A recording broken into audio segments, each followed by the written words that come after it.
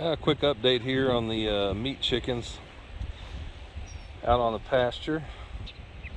You can see the grass is super green, and this is already their second pass out here, and you can see how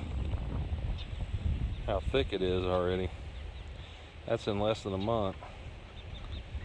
So they're fertilizing it and getting the soils more healthy each time they cover the ground.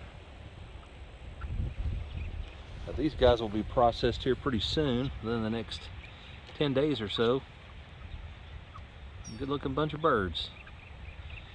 Let's see if we can check on their other buddies here. You can see where they've moved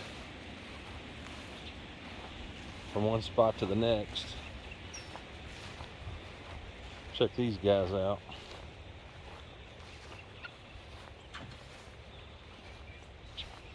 Yeah, they're looking all right.